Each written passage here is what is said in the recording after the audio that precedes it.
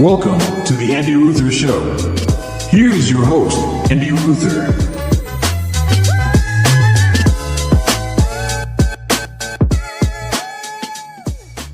Welcome to the Andy Ruther Show. That is me, Andy Ruther, coming to you on this Saturday night, the weekend sesh.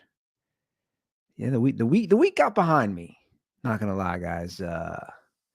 I was trying to do this on Wednesday, the old birthday,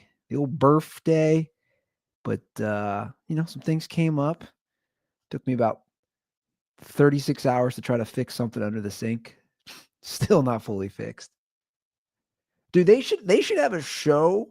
They should have like a competition show and take people like me and you got to try to fix stuff. Like people who have no clue what they're doing, which is basically me. Like basically just replacing the P-trap underneath my kitchen sink, which is pretty basic. I just couldn't line it up. It just kept leaking. I'm on ChatGPT nonstop. I've already explained this. I just am terrible at it. It's just little leak. I'm like taking it back apart, tweaking it here, doing that.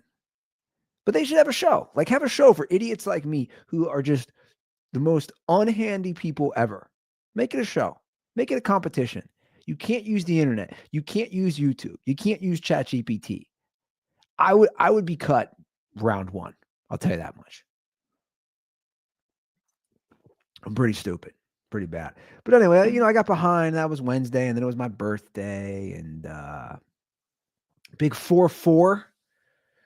It's big 4-4. My daughter Isla was pretty geeked about it, which was cool. She was geeked, man.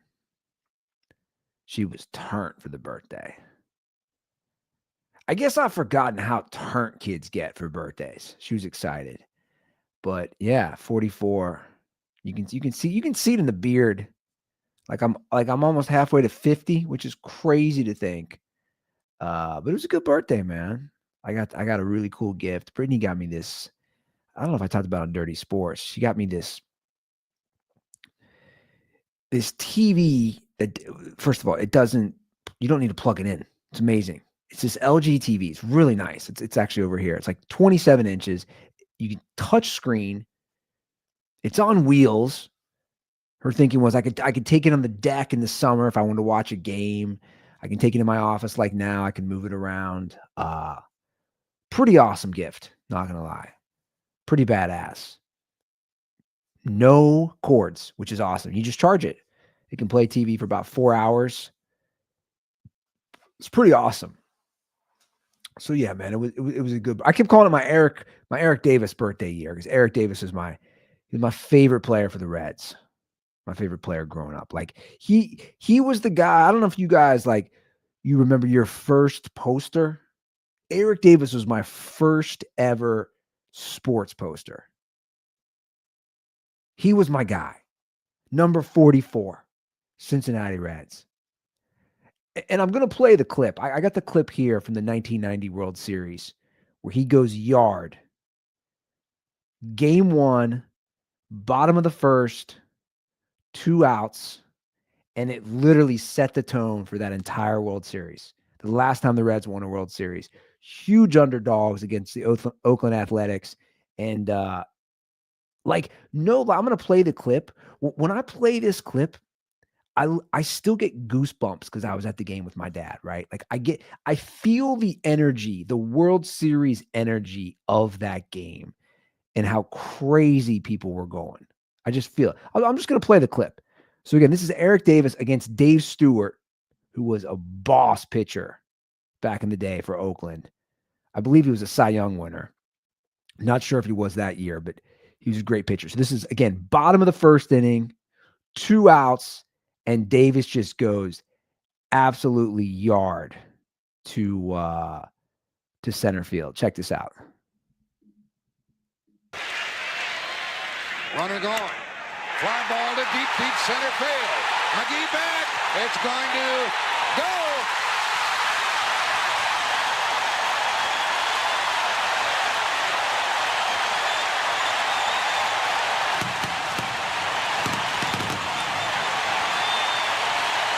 So like that's me, by the way. That's not actually me, but like that's basically me. I'm up in the nosebleeds with my dad for the let's get a better one here, not this. I'm in the nosebleeds with my dad, like up in these red seats in the old Riverfront Stadium. That's me. Like the stadium is just going absolutely nuts. And again, guys, I could literally close my eyes. I know it sounds crazy. I could close my eyes and just take myself back to little 8-year-old Andy Ruther at this game with my dad. Again, my best sports memory. I've said it a million times. I can just like go back there. It's just such a, I'm just gonna play the audio. It just feels good for me.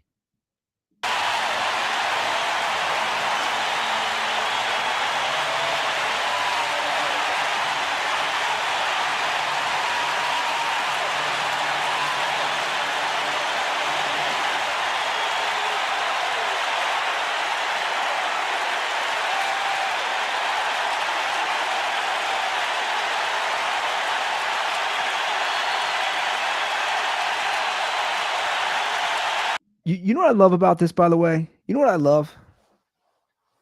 The announcers back then, they would let you just hear the crowd. They would just let you hear the crowd. You like just no one's talking. Right? It's just they're that's why again I almost feel like I can be back there. They're letting you just feel the atmosphere, the environment. You just like I can like taste the air of that night.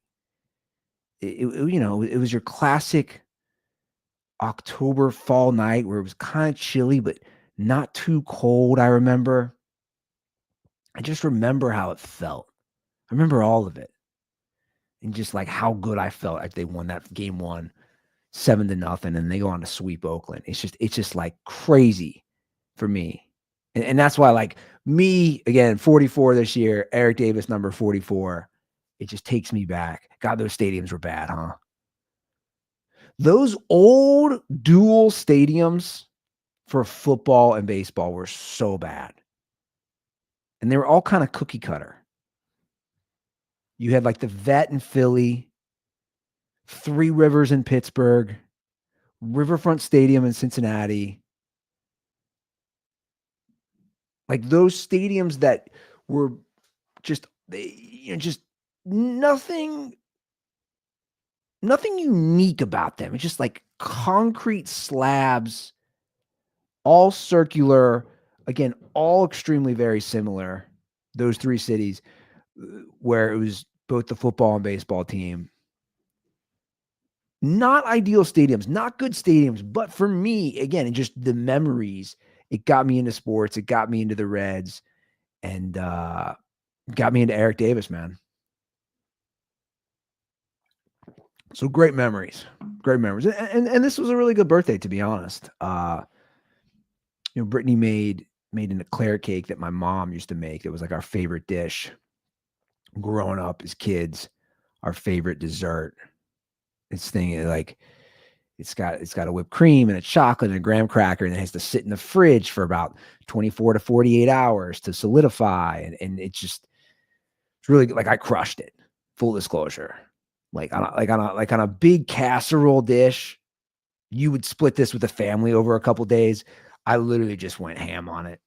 I finished it last night from Wednesday to Friday. Just been being a fatty. I just like really kind of haven't really worked out since Arizona, and I've just been eating disgusting, and I just don't care because I know I'll get back on a kick again. But anyway, I went to town. I went to town on that, and it was nice. Again, it was real nice. She ultimately gave me she also gave me a handheld camcorder, and I was like, she's like, you don't like it. And I'm pretty honest. I was like, well, Brittany, I have an iPhone. She's like, well, what about long, like family home videos? And I was like, yeah, I have an iPhone. Like, what about storage? Well, I make sure I have enough storage, and I have a lot of storage. Like, and I wasn't trying to be mean, but I said to her, I said, the iPhone I can just throw into my computer, and I can edit videos, with this mini camcorder, it's got a memory card. And then I got to find some sort of, I got to buy something to put as an extension into my MacBook Air and put it on the memory card, and then I got to take the memory card thing, and then I got to put, I said, it's extra steps. I can film a movie on my iPhone. And my iPhone's 3 years old. I think I have the 14 or 15. I forget which one I have, but I was like, I appreciate the thought of a mini camcorder, especially for family stuff. I appreciate that. But I have an iPhone. like I don't need this. And you know what? Like, you got to be honest with somebody on gifts. Like, that was my thing. It's like, I wasn't being mean. I'm just being direct. Like, you're going to have to return this. I'm not going to use this. I'm to the point in my life. Like, if you give me something that I'm not going to use, I'm going to be straight up with you. Like, this isn't ideal. Right. And for those reasons, obviously, I explained to her, I was like, this is not ideal. A handheld camcorder. Like, I get the nostalgia that, we all have nostalgia. My dad always had camcorders growing up, of like your dad's home video, and he's filming Christmas and he's filming Thanksgiving and your birthday and your sports events and all that. And I get what she was saying, like just filming for like minutes at a time. And I'm like, but I can do that on my iPhone.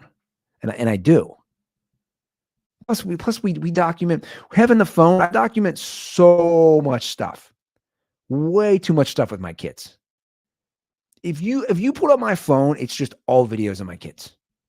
I mean, even just this weekend, we're teaching our youngest Molly, trying to get her to walk. She's got some like little play thing that assists, like a walker, basically. It's like, I'm just filming so many of those videos just with my iPhone.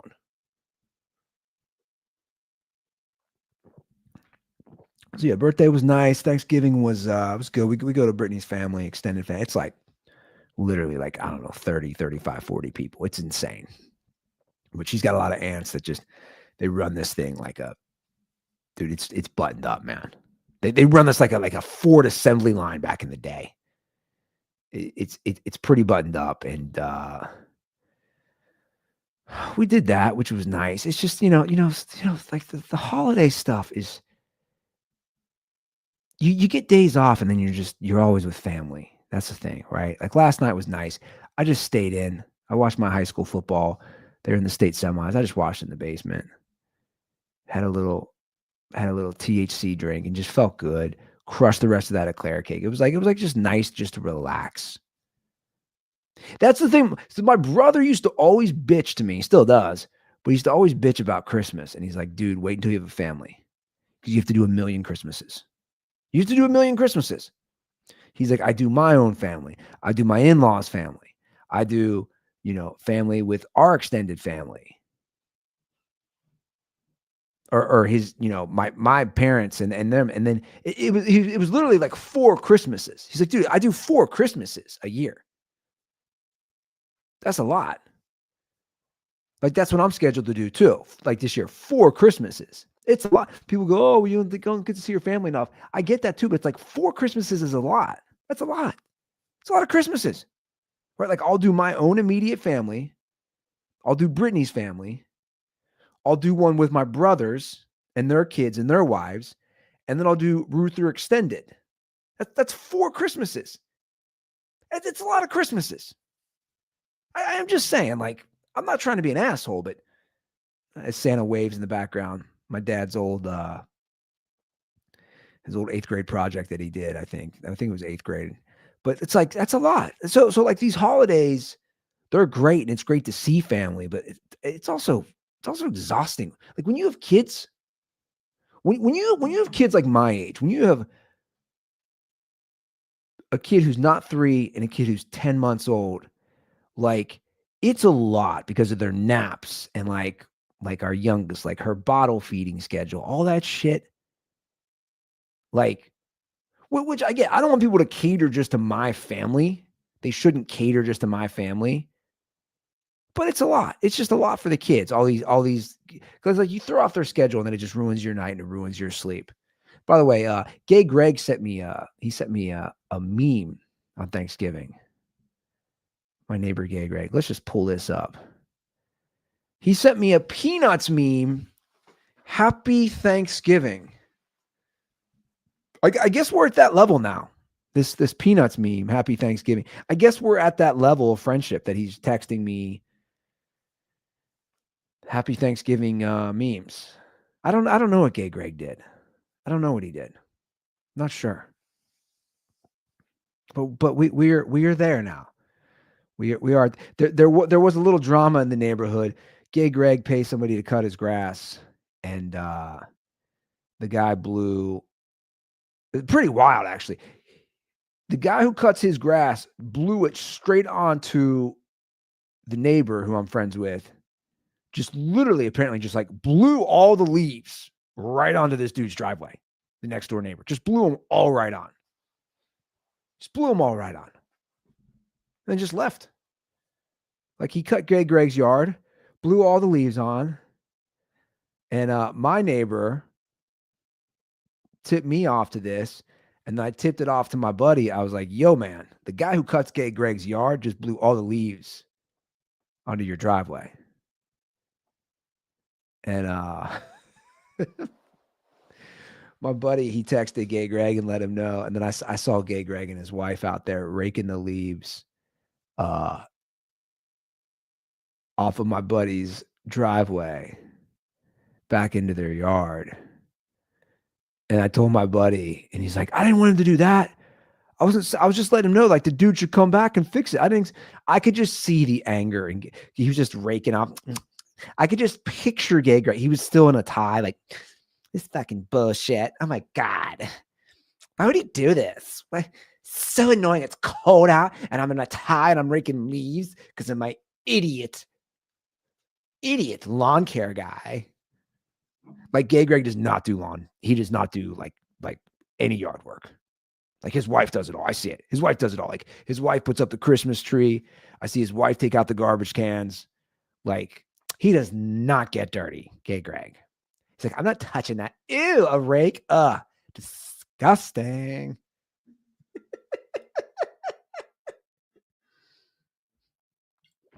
Again, I wish I was exaggerating. I'm really not exaggerating how he is. He's so ridiculous. Great. I mean, good neighbor. Don't get me wrong.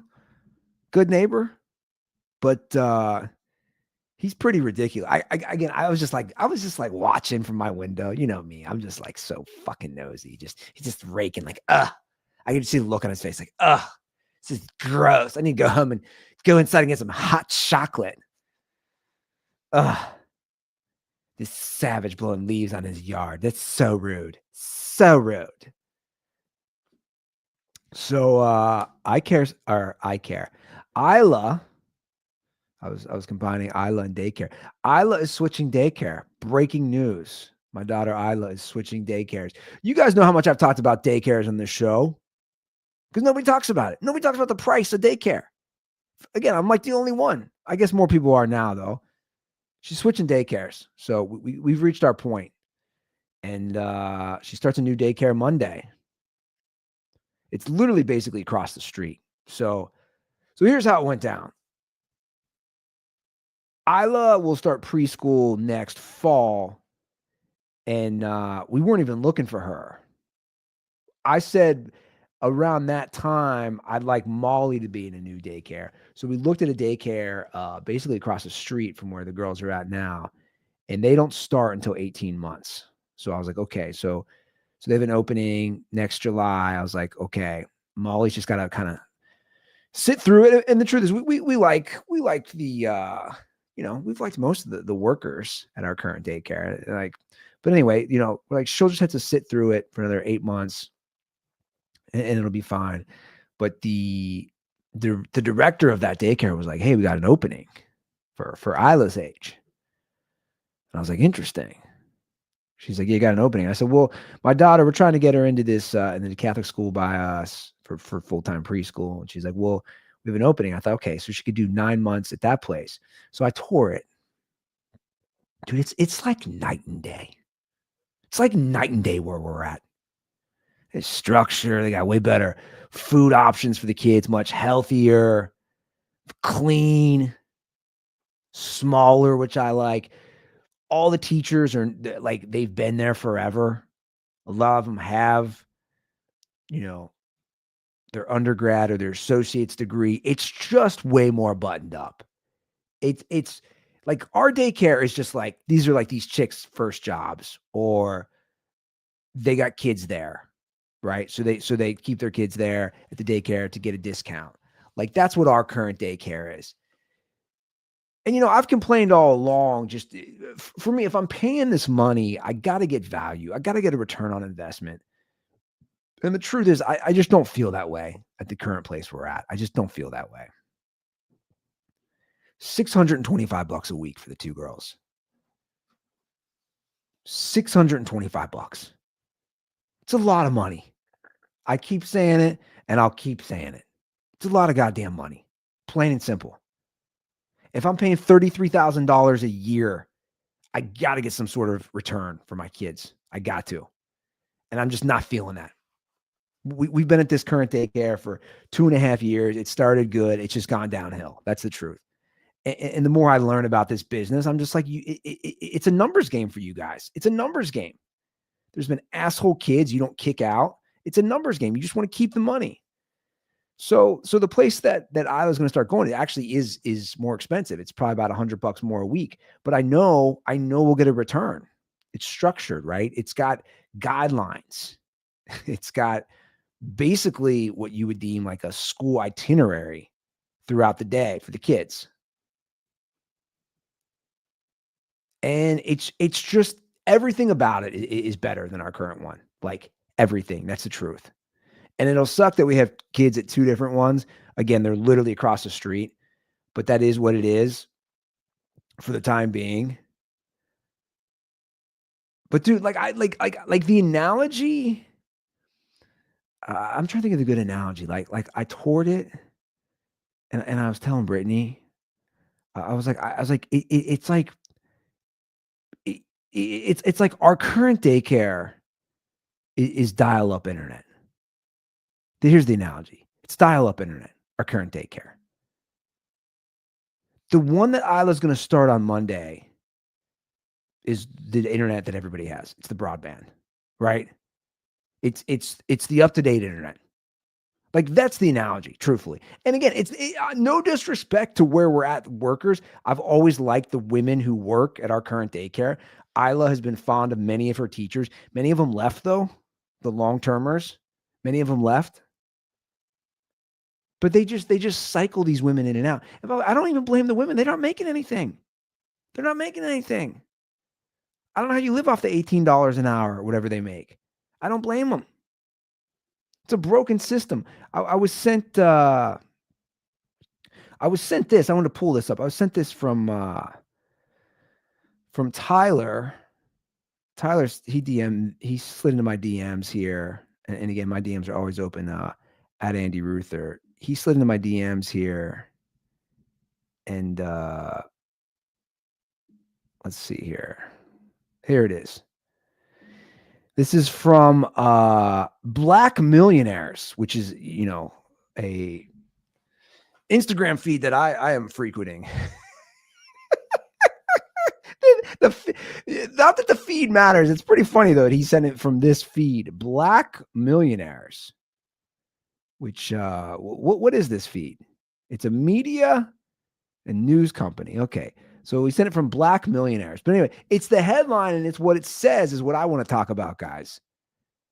The headline reads, childcare for two kids now costs more than renting a 2-bedroom home in most major cities in the U.S., according to Lending Tree study, which does not surprise me. Again, childcare for two kids, which I have, cost more than renting a 2-bedroom home in most U.S. cities.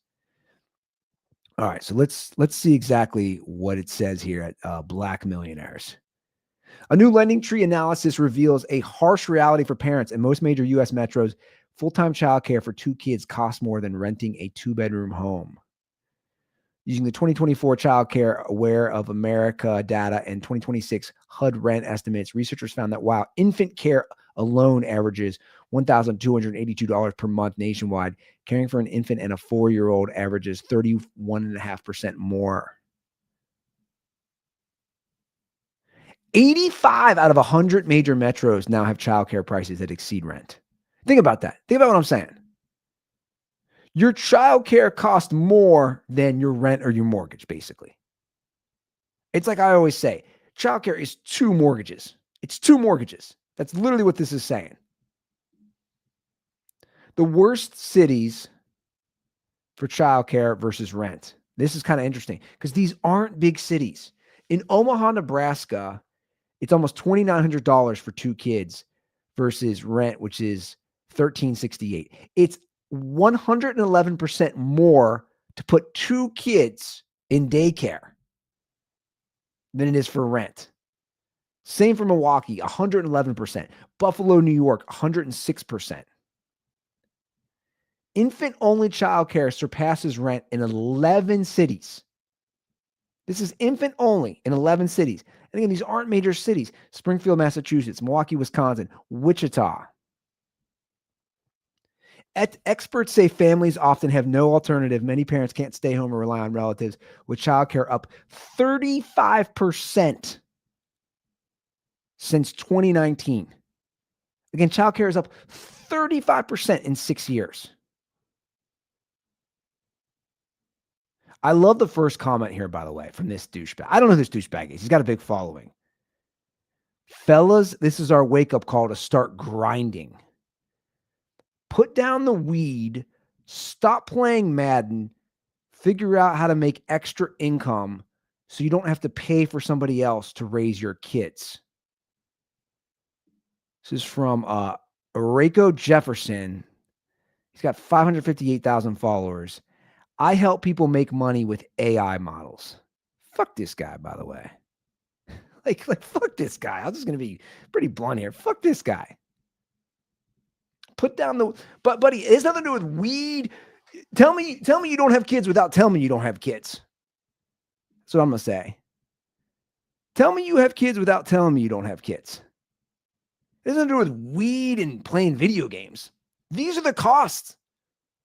Make extra money. No, dude, the whole point of making extra money is to pay for childcare. Do the math. It's to pay for childcare. Guy's a fucking idiot. Like, you have no clue, dude. It's like people's minds are, again, I've said it a million times. They're blown when I tell them what I pay for childcare. They're just blown. My brother's kids are older, right? I'll tell my brothers, their minds are blown. I'm like, yeah, dude, when you had to put your kids in childcare 10 years ago, it was nothing like this. I just read the stats. Childcare costs are up 35% in 6 years. 35%. That's insane. That's absolutely insane. This guy, put down the remote, put down the bong. You're an idiot, dude. It has nothing to do with that. I mean, there's a variety of reasons, right? There's a variety of reasons why, it costs this much, but like, shit, it's not because of that. I'll tell you that much. It's just not. It's just the costs are insane. Even the daycare we're taking Isla to, she straight up said it's already about $100 more than our current daycare weekly. She's like, it's gonna go up in January. But like, what do you do? The best option always would be to find somebody to come to your house. But I don't think that works out financially either. And also, if they get in a car wreck or if they get sick, what do you do? What do you do? You're screwed. We were there. I've said this. We were there multiple. We looked at it. Somebody from her daycare was going to start her own shop at home. And I said that to her. I go, what happens if you get in a car wreck and you're severely injured? All these daycares have massive waiting lists. I can't just get into another daycare. It's extremely rare for that to happen. It's extremely rare. It doesn't work. So like you're stuck in a bad spot all the way around, unless you have family who can do it. That's the truth. Unless you have family who can do it, you're stuck in a shitty spot, plain and simple. You have to just take it in the ass, for lack of a better term, on this. You just take it in the ass. I mean, like I don't know. I've said this forever. I don't know the solution. But to me, it's insane that, you read these numbers that it's costing more than rent, it's costing another mortgage. I guess the good news is that it's not forever. There is light at the end of the tunnel. I also saw this. I want to talk about this. This was an interesting read from the Wall Street Journal. Millions of kids are on ADHD pills. For many, it's the start of a drug cascade. Powerful psychotropic drugs are often the next step, even though their combined effects in young children haven't been studied closely. Dude, I here's the thing. This is an issue for me that, like, I don't really fully understand why so many parents put their kids on these drugs. I am very against putting kids on medication for the most part. I'm very against putting myself on medication, truthfully. I am like, I've just been that way forever. And I know all that stuff is the forefront right now with the current administration. But like, I have just always been, there's natural ways to handle things. Not always, but I think a lot of times.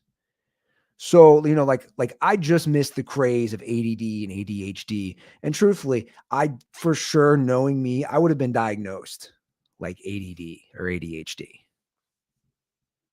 And it's terrifying to think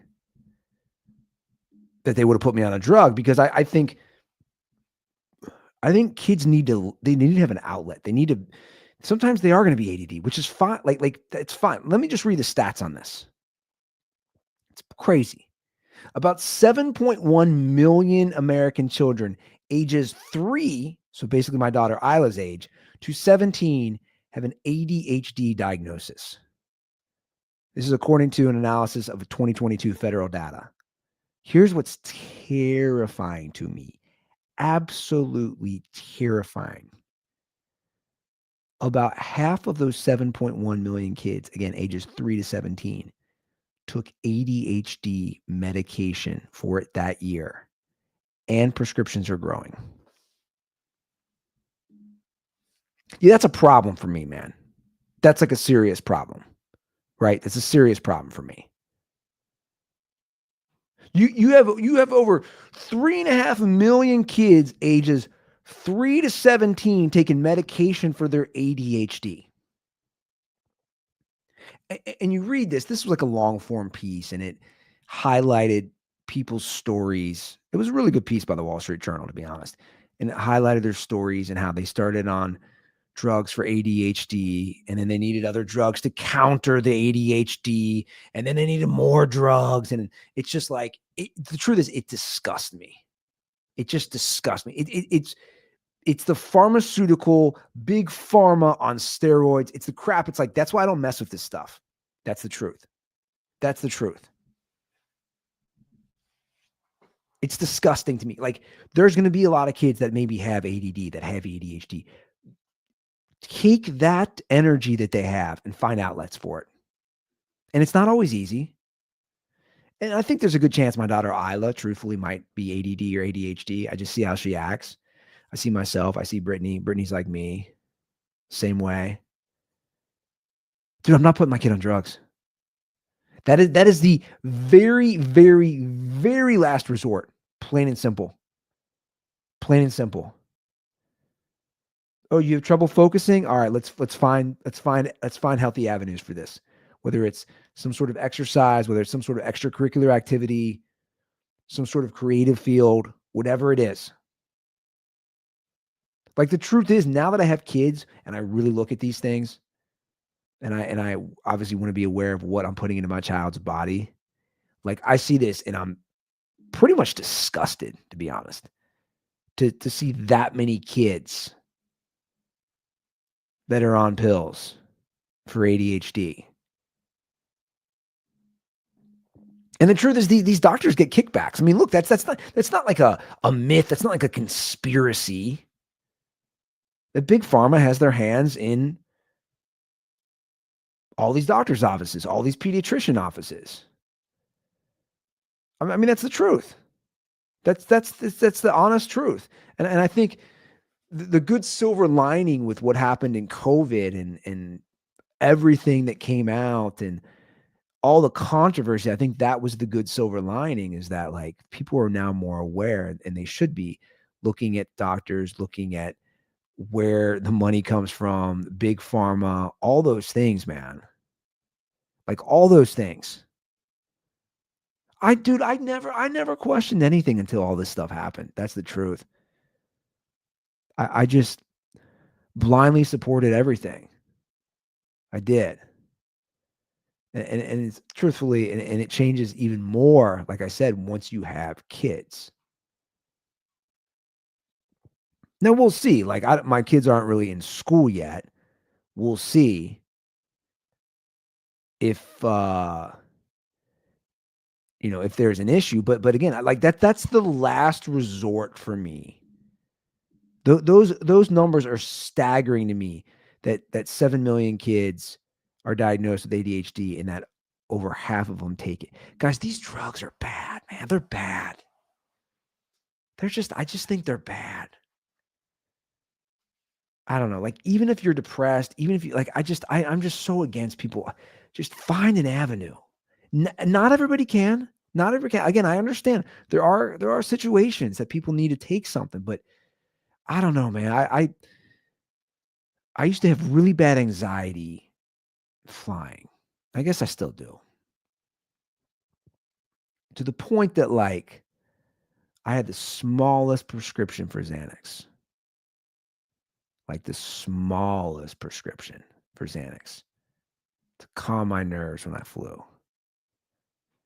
And I'll tell you what, man, I hated what that did to me. I hated it.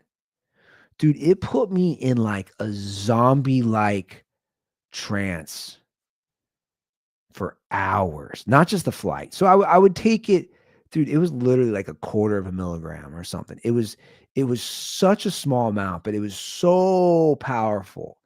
And I would take it mostly on the cross-country flights from Cincinnati to Los Angeles and vice versa when I lived in LA. And I just remember, that's about a 4-hour flight. I just remember that it would last for like 8 to 12 hours. So then it would last for hours after I arrived. And I just felt, oh, dude, I just felt so, I was just like, I don't want to do anything. I just want to feel numb and just not do, like, that's how you feel. And the truth is, I stopped taking it, man. And again, it's not like I was flying cross country that much, because I wasn't. But dude, I felt the effect that had on my body just on those 2 or 3 max times a year flights, that I just stopped taking it. I said, dude, you're going to have to deal with the anxiety. You're going to have to deal with it. You have to face it head on, and you're going to have to tackle it. For lack of a better term, man up. Because this drug is not good for you. Like I knew that. That's my point. Like I could feel it in my body. I go, this drug is not good for you. And then I thought of like all the people who are prescribed Xanax because of anxiety, because of depression or whatever. And I'm just like, I don't know. I'm just like disgusted. It like repulses me. That's why when I see these numbers of all these children, man, children getting drugs at such a young age because they're wound up, because they can't sit still. I don't know. To me, like, that's a kid.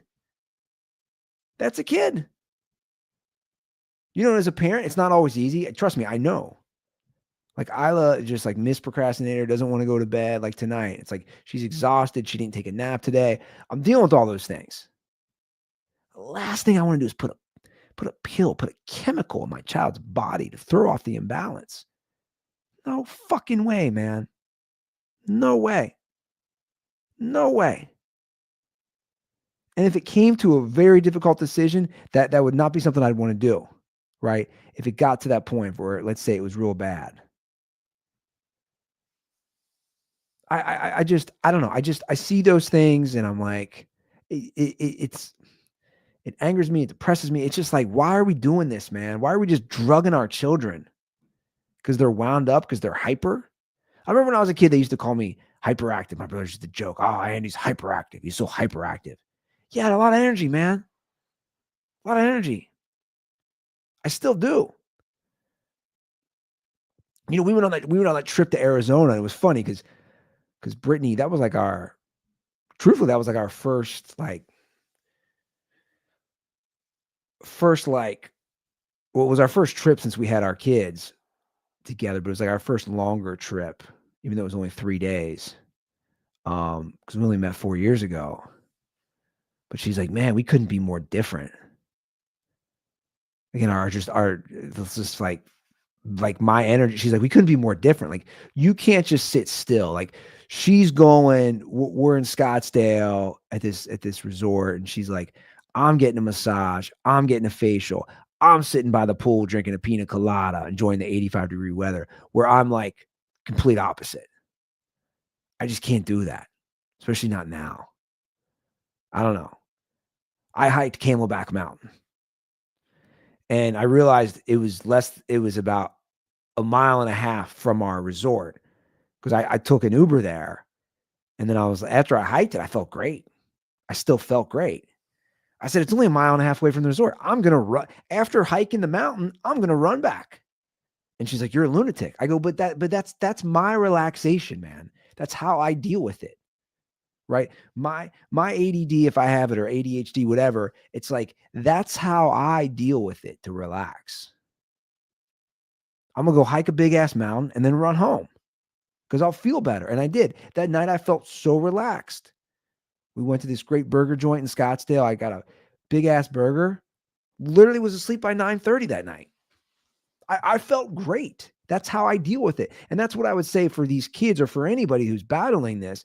Don't put the pills in your mouth, man. Because you read this story, it just leads to a whole life of pills. And it's like a cycle you never get out of.